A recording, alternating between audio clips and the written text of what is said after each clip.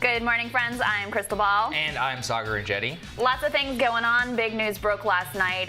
Very restrictive abortion law, most restrictive in the nation, passed through the Senate in Alabama. We'll talk about that and the plan to investigate the investigators. You're on that beat, right? That's right. Court battle is coming. All that coming up today on Rising.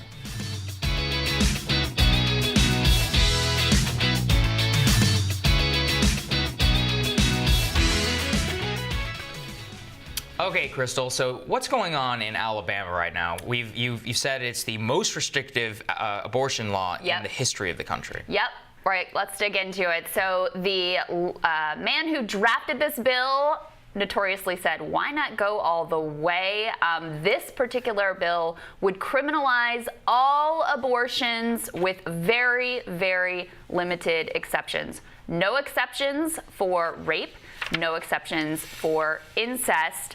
And what people are looking at here is they've been very explicit in Alabama, especially with this gentleman who drafted this particular bill, that the intention is to get this up to the Supreme Court and directly take on Roe versus Wade. Saagar, of course, the people who voted for this, 100% male. So that's a thing. But this is getting a lot of attention because it goes further than even other states like Georgia have gone. There is literally, abortion is completely banned. At no stage of the pregnancy can you have an abortion. And basically the thought is, look, we've got this court that we see is very friendly to our interests here. We know this is going to go through the legal system. Let's get it all the way up to the Supreme Court and see what happens. Well, I understand where the Alabama legislators are coming from, but I would caution them significantly. A lot of the pro-life legal community is deeply skeptical that Justice Roberts would actually join the other conservatives on the court to strike down Roe versus Wade. And like we were talking about yesterday, I think it was a Justice Breyer who was warning, like, oh, the court is coming for the Republicans on the Supreme Court, or the conservatives on the Supreme Court are coming after. You can call them Republicans. Well, some of them may not even know. Some of them are basically libertarians, but many of them, they think that they're coming for precedent. But I really would caution them, and I know a lot of people in the pro-life community who would as well, to say it may be better to wait until there's a hard majority of 6 justices in order to bring this type of case to the court. So you think they're out over their skis here, and that the court is not as far along on this issue as they are hoping that the court is? Absolutely. I mean, I am not a conservative SCOTUS scholar, but I know people who have watched Roberts over the years, some of his jurisprudence. I know that he does not necessarily want to make the court the most political flashpoint in the nation. Well, and he's viewed as being more cautious. Right. And I mean, think about it. As the Chief Justice, he looks at the Supreme Court. He wants to keep it an apolitical institution. Striking down Roe versus Wade would fundamentally change American politics. Yeah. We know that Justice Roberts does not want that role for the court. So what I would tell the Alabama legislators is if you actually want to be able to ban abortion and restore it to a state-by-state basis, this is probably not the court for you to bring that case. I mean, there's another interesting dynamic here, and I mean, just for what it's worth, I think it is absolutely barbaric to force a woman who has been raped to bear her rapist child. I think that is complete barbarism, unacceptable, unbelievable that anyone would think that was okay. Even as, as a mother, I get the pro-life argument. I don't think that this is a straightforward thing. I think it's a very complicated issue. I think that's the way most Americans feel about the choice debate. But, there was this fiction during the Obama era when the court wasn't so favorable to conservatives that, oh, we're just passing these restrictions for the health of the mother. We're just worried that there's, surgical abortion procedures in place, that it's a safe procedure. Now that the court and the character of the court is different, sort of the mask has come off, and they are making it very plain. The goal here is to completely ban abortion in as many places and as many ways as possible. I agree. I wish people were more honest in this debate, in the gun debate, with everything. It's like, if you want to ban it, ban it. Just go ahead. Let's make the case for it. I mean, 50% of the country is pro-life. It is a legitimate 50-50 issue. It's not controversial to be anti-abortion, except in a few elite media circles. So I get why people. Well, I think it depends on the question, because if you ask people about exceptions for things like rape and incest, you get a very different answer. Sure, I mean, this bill is very much out of line with where the mainstream majority in America is. This goes way further. But you're right. You just ask people pro-choice, pro-life, very split issue. Completely split. What are you looking at? Well, what we're looking at right now is the investigation of the investigators. The Attorney General, Bill Barr, has appointed a new U.S. attorney to look into the origins of the Russia probe. That means that there are actually 3 probes underway at this time. But part of the problem here is that many people within the FBI would wish that this entire thing would go away. The former FBI director actually told Congress that he does not agree with the Attorney General that what happened to the Trump campaign, in which an informant under false pretenses was sent to go and a investigator under false pretenses was sent to go and gather information, was not spying. The President of the United States, Donald Trump, addressed that yesterday. I think it's a great thing that he did it. I saw it last night, and they want to look at how that whole hoax got started. It was a hoax. And even Mueller, not a friend of mine, even Bob Mueller came out, no collusion. And he had 18 people that didn't like Donald Trump. They were Hillary Clinton fans. They contributed, many of them, to Hillary Clinton. They came out.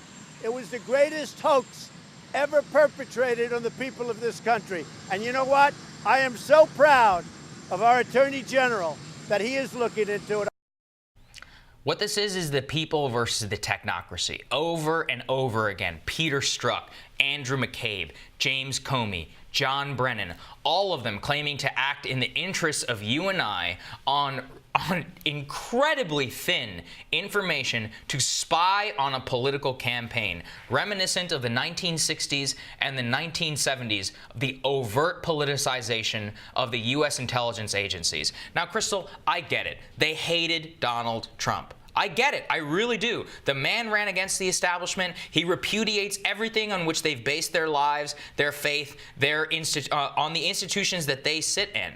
But principles were supposed to be principles for a reason, and their conduct has to be looked at. Let me say a couple things. First of all, I am particularly, and this goes against what a lot of people in my party would say, I'm particularly concerned about the process of the FISA court, the Carter Page thing. I would like to see an independent investigation on that. Do I think we're going to get an honest assessment of what happened here? No. And the unfortunate thing is, because of the way that William Barr has conducted himself and basically, completely ruined his image in the public's eye, people view him as a partisan actor now, whether I know you wouldn't think that was fair, even though I do, but that is how he's viewed in the public's eye. No matter what comes out here, people already have made up their mind. And I would just say, look, from their perspective, they saw all these contacts with Russia.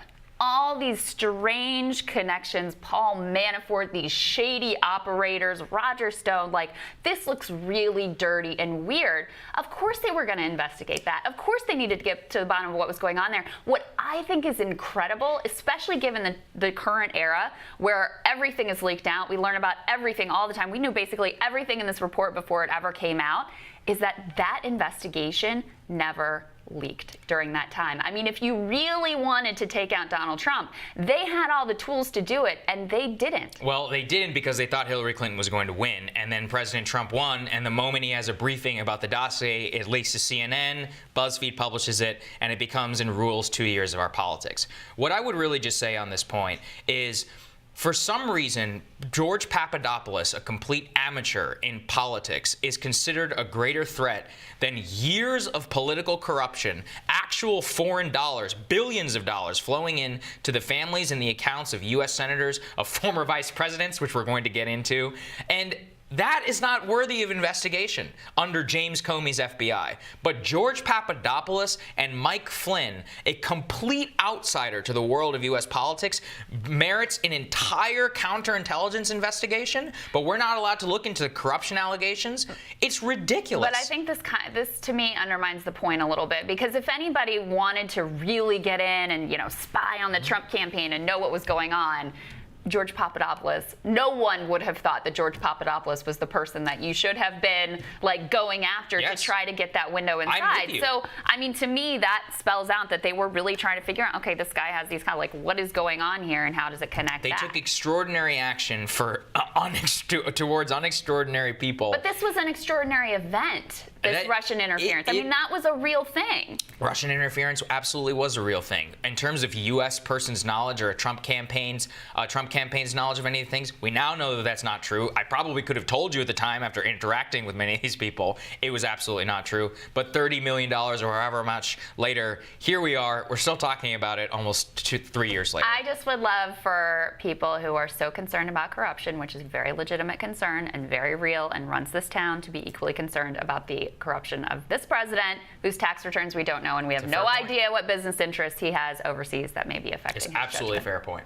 So, next on Rising, former Vice President Biden continues his reign as the Democratic primary frontrunner, but some are raising concerns about potential conflicts of interest from his past. One of the people leading the calls for more investigations explained his reasoning. And they make some of the most important national security decisions for the entire country, but many Americans couldn't even tell you what the NSC stands for. Former Pentagon speechwriter John Gans pulls back the curtain. That when Rising continues.